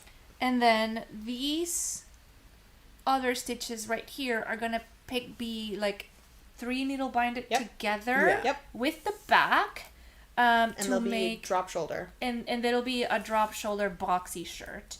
And I made it quite cropped. That's what I like. But I am expecting, because I am a loose knitter, that when I block it, it's gonna kind of block a lot longer. But that's fine too. I love me a boxy item. So this is coming along finally. Maybe this is the year that I finish it. I love that for you. I hope it is. Woo! I hope this is the year that I finish it. And I'm also continuing to crochet on my self-drafted camisole. My friend Vanessa is helping me design this camisole top. Essentially, it's a made-to-measure. It's gonna be a made-to-measure top.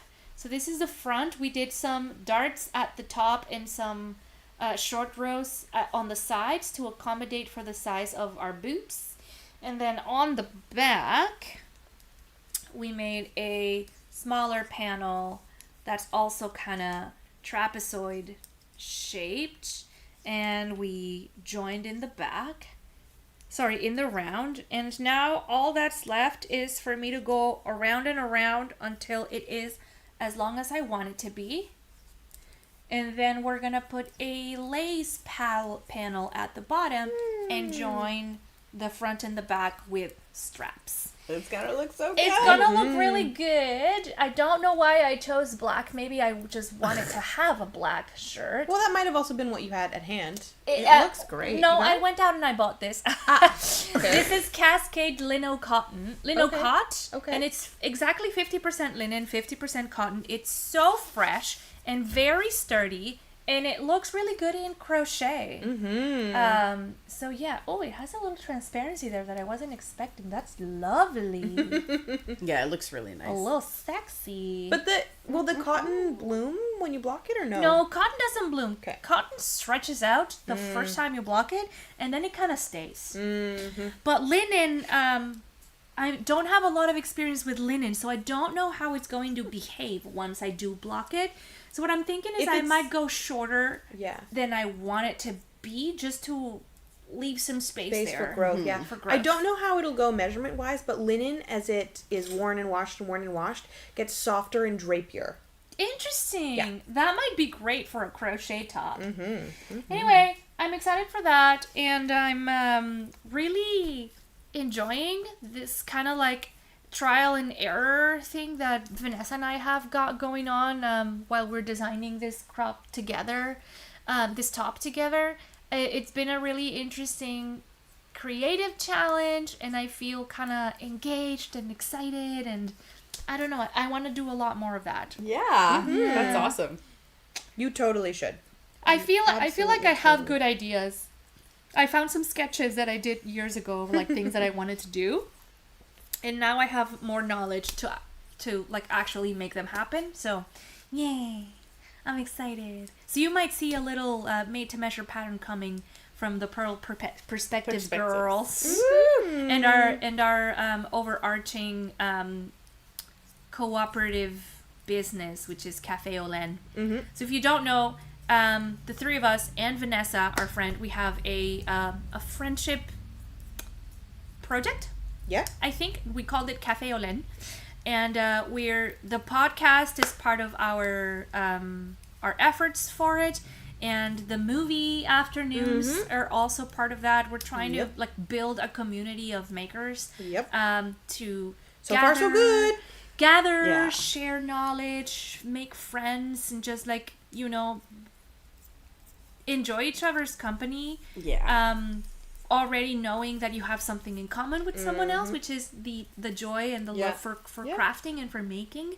And also because, let's be real, there's not a lot of spaces in the city where you can just meet for free or close to, free and just like nerd out together. Well, I was talking to somebody yesterday at our crafternoon. They came in, they were a little late, and they're like, I'm so sorry I'm late. I was like, don't worry, we haven't even started. The movie's not started yet. You're good. They're like, okay, great. Well, I'm meeting somebody here, but I don't know like where she is. And I'm like, oh, well, you should be able to find her easily. She's like, well, we just met last time, and we said if we saw each other again, we'd sit together. So I'm hoping that she's here. And I was like, I love that. That's so sweet. We did it, girls. So we made friendships. Yeah. And we're not done because technically the next one is not a crafter. Well, no, before that. I'm talking about the Knit in Public Day, which is going to be our first non-movie day, I guess, or non-movie event. Yes. We want to make a lot of gathering opportunities for makers and for crafters here in the city in Ottawa and also online so that we can, continue to grow our online community and connect with you guys and connect with other people that may or may not live close to where we live. So our next event is going to be a Knit in Public Day barbecue. So if you're celebrating Knit in Public Day and you're in the Ottawa area, please come on down. We're going to be grilling burgers and dogs. June 14th? June 14th. Saturday. We're going to be at Vincent Massey Park on June 14th for lunch, and we're going to be grilling burgers and dogs, and you can bring your project. We'll have some music. Bring a little chair to sit in. Bring a little chair or a blankie. We're going to be sitting on the grass and knitting and crocheting and stitching and stuff. And crafting. Just hanging out. Crafting and hanging out.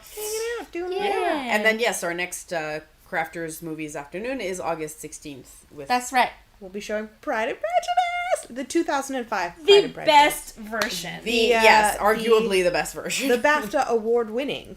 Absolutely. Best version. It's the 20th anniversary. It's the 20th anniversary. That's no hate to the previous version. They were still very good. Face, Colin something. So you're talking about the BBC miniseries, the 8-episode long BBC series featuring the incomparable Jennifer Earle and Colin Firth. Colin Firth. That's what I'm thinking about. He made a great Mr. Darcy. No offense to him. But my heart... The way he goes, at an assembly such as this. Oh. My heart goes to the 2005 version. Yes. Where we get that banger line, "What excellent boiled potatoes." Yes. To which of my cousins do I owe the pleasure? Mr. Collins, we are perfectly capable of keeping a cook, is the follow-up line. It's been years since I've had such an exemplary vegetable. What a banger of a movie. Man, Jane Austen. He is so funny. He's so funny. He's just Collins. So awkward, and I guess in today's terms, he'd be something like a pick-me girl, I would say. Oh, 100% Mr. Collins is a pick-me girl. Yeah. Oh, Darcy is baby girl? Mr. Darcy Collins is baby girl for sure. Come on. Collins is pick-me girl. Yeah.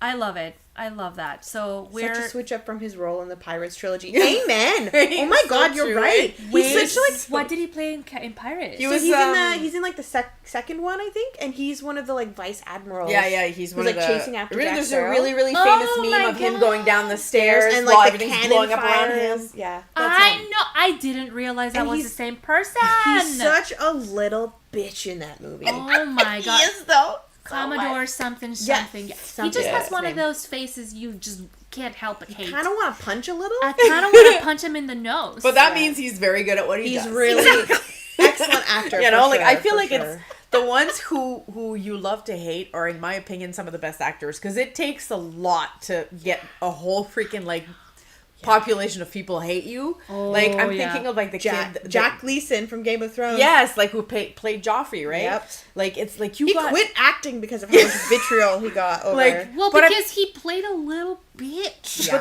But he played it so really well. That's the thing, is that you played it. You know, like there's not a lot of them. I feel like there's not a lot of people who can like do that and then still survive and like keep going with their careers afterwards. Yeah, but you're so right, Dusk. For like, he got really bullied. That was not cool. Yeah, no, 100%. That was definitely not cool. Yeah. Be nice to people on the media. Yeah, the people you see on screen are not the same person who is doing the acting. You know They're what? Different.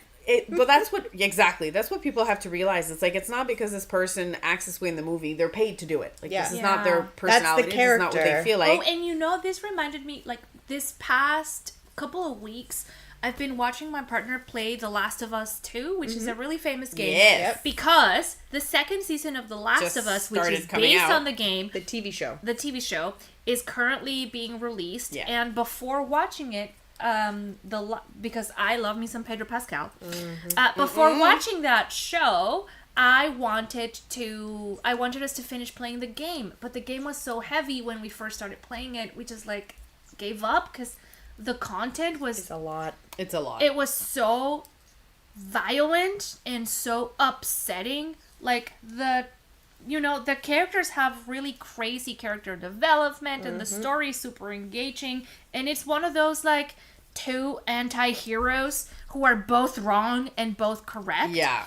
So, the reason, yes, Laura Bailey. The reason I remembered is because when we're talking about this guy that played Joffrey, the same thing happened to this wonderful voice actor Laura Bailey, who is on Critical Role. If you've watched Critical Role, Laura Bailey has been such a prominent, excellent actor, and her voice is in so many of the media that we love. Yeah. Yep. And she had the opportunity to play Abby in the Last of Us game. Yeah. And Abby is that new character that's introduced that's wreaking havoc. And oh my god, not everyone, a lot of people were so upset on the internet about this Abby character and the choices that she makes, because they are really violent, awful choices. But they started going not after the game developers, but after Laura Bailey. Like, my girl is getting death threats. Are you kidding me? Like, it's... No, but I have to say, people who do that, something's wrong. Like, how can you not detach the human being who is just doing their job from, like, something is not okay for you to be like, you're so immersed in this that you would give death threats to someone for doing their jobs. Like, and she's just good at her job. Her job was to play this character. Exactly. And she got to pay her bills just like you do. If you're not convincing, you don't get hired. And I can hear my brother in the other room, like, rolling in his seat. Because we've had many a conversation about The Last of Us 2. Listen, it's not a perfect game. We know the story is hard. It's definitely not for everyone. And yes, this character, Abby, is an absolute trash person. But so is Ellie. And so is the rest of the world in this post-apocalyptic game. It's not supposed to be a happy story. Exactly. It's a very polarizing story. It's like, it's heartbreaking. It's not supposed to be funny or fuzzy or happy. If you want that, you go somewhere else, because that's not what the story's getting about. Here. Like, literally, people are dying, Kimberly. It's not. Kimberly, there are people that are dying. Oh my god! It's almost like that was the point of the game. Exactly. It's almost like the point. You walked straight into the point. Yep, pretty face much. first, and still somehow missed it. The way that parasocial relationships have kind of, I don't know if exploded is the right word, but it's become more mainstream to have parasocial relationships with celebrities, with characters, with whatever. And how it's gotten more and more visible that people are doing that scares me.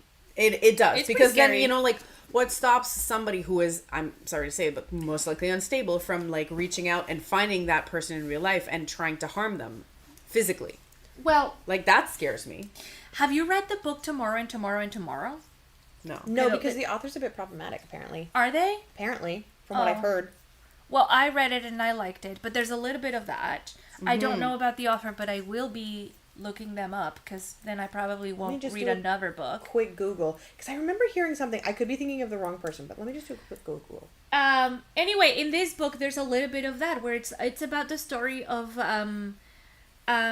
some friends that get together to make video games. Okay. And they make a video game that is very popular. Okay. And some of the content of that video game made people angry.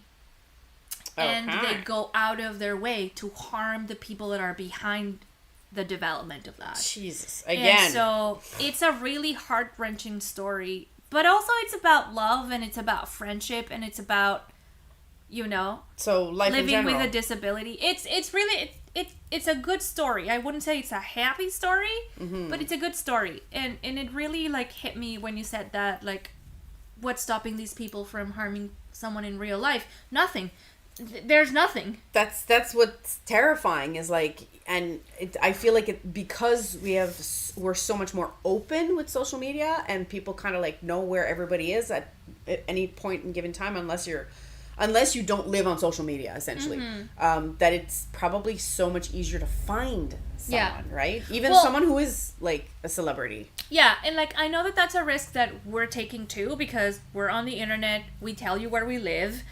You can see my living room, and it's kind of scary to put yourself out there, and just know that we exist in a world where anyone can find anyone at any given time. There's this TikTok account called Where's Tim, and it's this man that just sits in a random place in the world, goes live, and is like, I'll give $1,000 to the first person who finds me. Yeah, that's creepy in my opinion. And they always find him. They always find him. That is creepy. He'll be sitting like in front of a random like church anywhere in a park, and within minutes someone runs up to him like, "Hey, are you Tim? I found you." It's freaking awful. And again, it's because of greed, right? Oh, yeah, $1,000. Well, I don't know if it's because of greed, but I read it as a commentary of like, we are a little bit too connected. We are, yeah, a little bit too much. So I looked it up. The author of Tomorrow is a Zionist, and that's reflected in her writing. I'm not going to comment on that. What is it? A Zionist. I'm not going to comment on that. But the thing that seems to be the sticking point, at least for Reddit, is that the author, and I'm quoting somebody who commented on Reddit, the author apparently plagiarized a game designer's work, used it in her book, and never credited it. Oh no! So, dual thing. Oh, I'm so sad because... So I'm just opening the link that they've shared to the... Okay, well, I'm sorry. I can no longer recommend that book. I sit with my experience. Yeah. I think that was what it was. But yeah, we won't say who she is. So, Yeah, that freaking sucks. Yeah.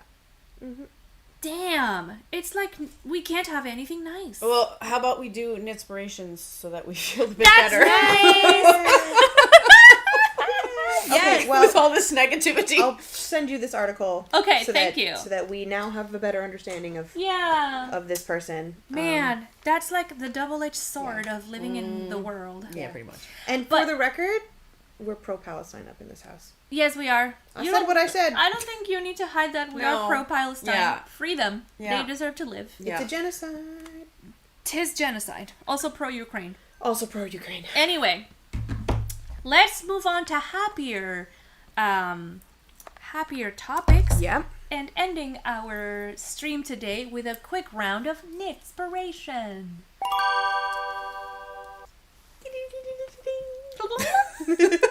I love that little like the little Carine.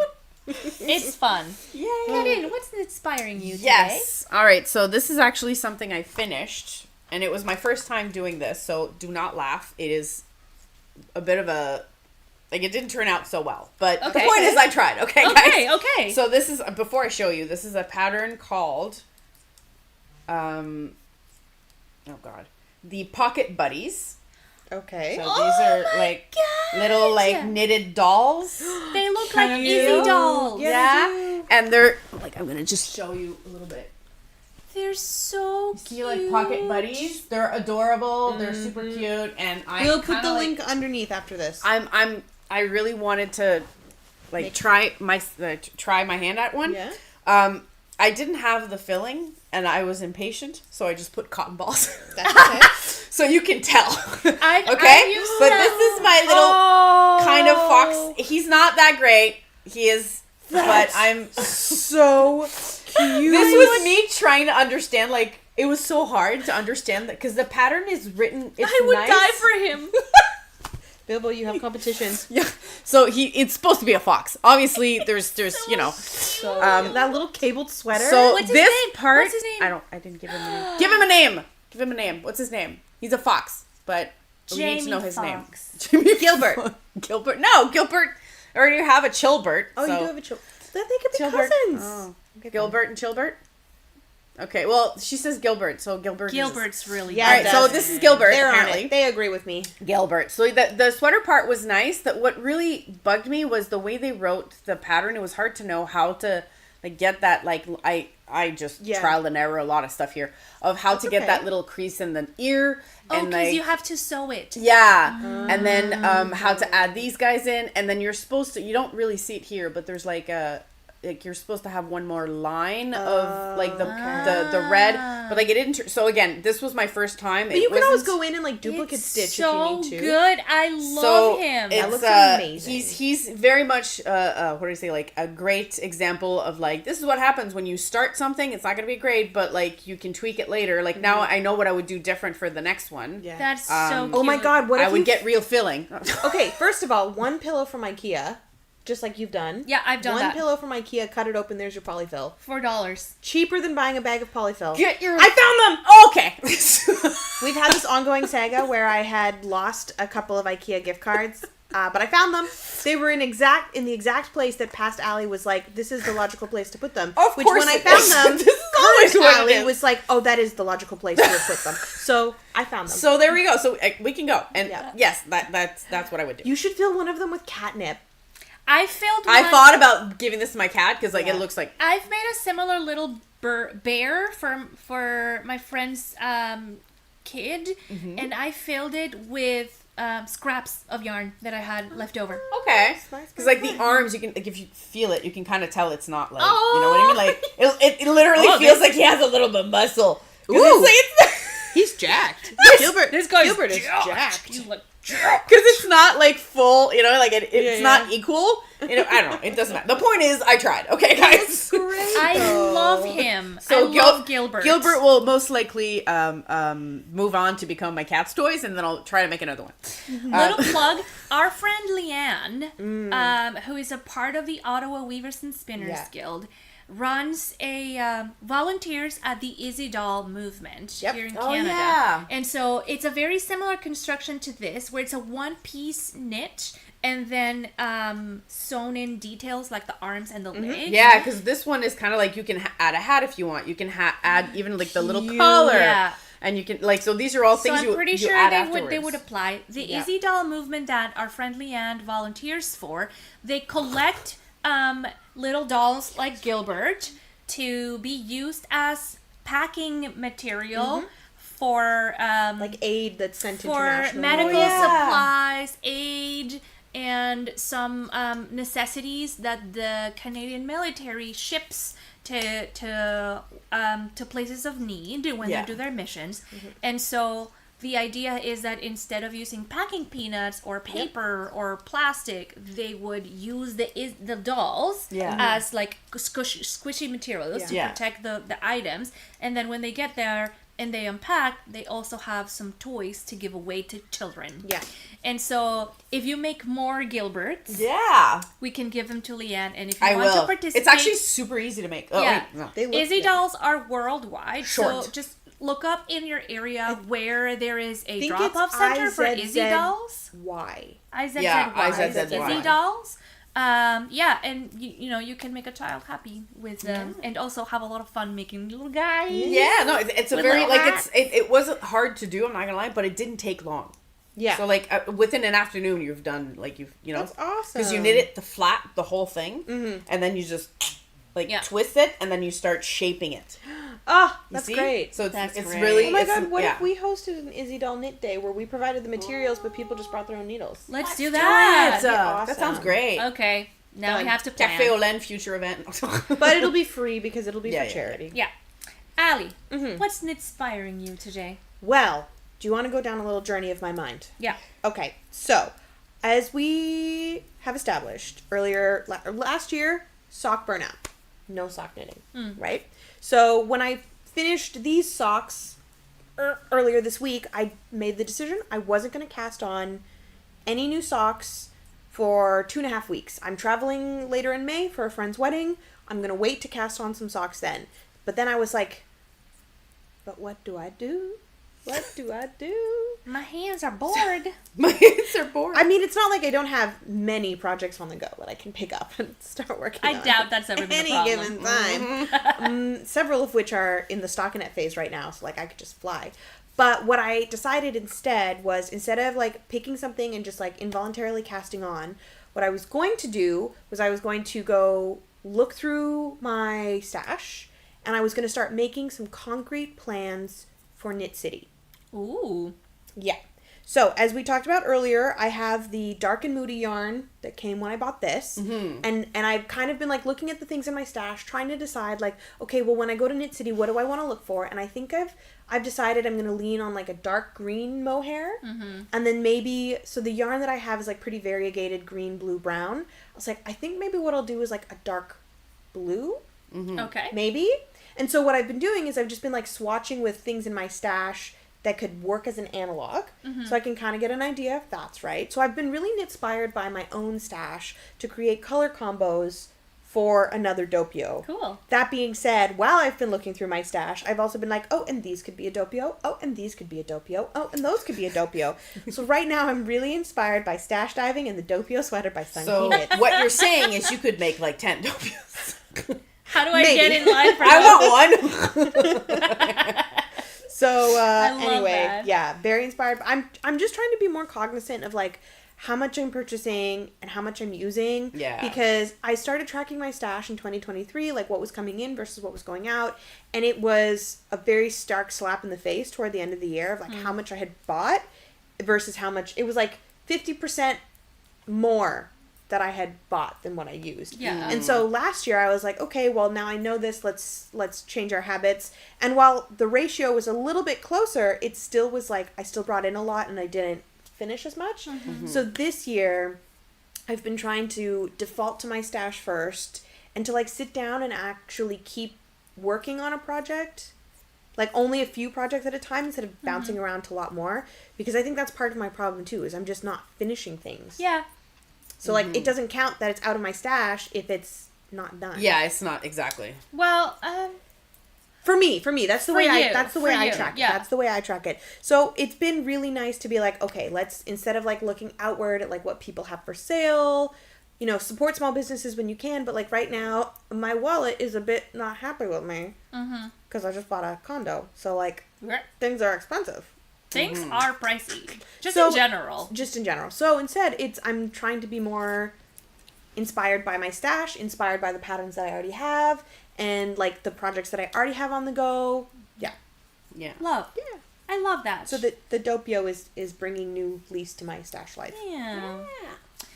I'm inspired this week by trash. Could you hold this for me? Tell. A couple months ago, I started a little rag rug project inspired by Swanson Fabrics. Swanson Fabrics is a secondhand fabric store in the U.S., and I really admire the way that she runs her business, and also she teaches people how to make these rugs, circular or rectangular or oval. So I had to do a little bit of convincing to have my partner let me keep his trash because he really wanted to get rid of some shirts that he wasn't wearing anymore and t-shirts that he wasn't wearing anymore that were clean, but he was like, I just want them out of here, and I'm like, let me donate them, and he was like, no, I don't want to that's too much work. I just want them out of the house. And I totally understand that position. But also, I like to craft. And in order to make a rag rug, you need rags. So I recovered, I think, 4 t-shirts and 6 shirts. Dang. And this is the work of 2 of those t-shirts and 2 of those shirts. And I've been working on it on and off while we're watching TV. And it's a really simple 4-strand braid construction that you loop on every stitch around and around. And whenever I've come to a place where it feels a little tight, I'll just add another stitch in the same one. And it keeps growing and growing. And I'm quite liking it. That looks awesome. Yeah. So eventually, when this is big enough to my liking, I will put it on the floor and we'll put our boots on there. Nice. It'll be great. So yeah. Hooray It's for like- trash. Exactly. It's giving Little House on the Prairie, and I'm here for it. Isn't it? I also quite like that. The swirl pattern that's coming out of the braid is really cool. great. And that happens because I put 2 black and 2 contrasts. And so every time I come to a contrast color, the next strand over is black. Yeah. And it's making these radii look really cool. That's so cool. Yeah. Sorry, I'm always yawning in the afternoon. And that's amazing. my inspiration. No, it looks really it's not good. knitting, but I'm inspired. Yeah, exactly. It's cool. It's. I think we've established that inspiration doesn't necessarily have to be always knitting. Sometimes it's books. Sometimes it's sewing. Sometimes it's craft. Trash. Honestly, anything that inspires you. So tell us what's inspiring you in the chat. And for now, we're going to sign off because we've been chatting for 2 hours. 2 whole hours. Which, minus the first 10 minutes where we had to pick up glass from the floor because I dropped it. We can't let little Bilbo get hurt. We can't let little Bilbo get hurt. He's having No, his best this- freaking nap right now. Yeah, I know. In the sun. big Oh, stretch. look at him. Thank you guys so much for watching. I'm Anahí. I'm Allie. I'm Carine. And we're the Purl Perspectives. And we hope to see you again 2 weeks from now here on YouTube for another live stream. And check us out on Instagram if you are there. And if you're in Ottawa, check us out on Eventbrite because we want to meet you at one of our next events. New time now is essentially from 1 to 3. Oh, yeah. We're going to be streaming from 1 to 3 p.m. EST for the next 8 weeks because someone signed up for a watercolor class. So I have to go right now. Ooh, okay. All right. In that case, Bye, everyone. Bye. Wait, why is this working?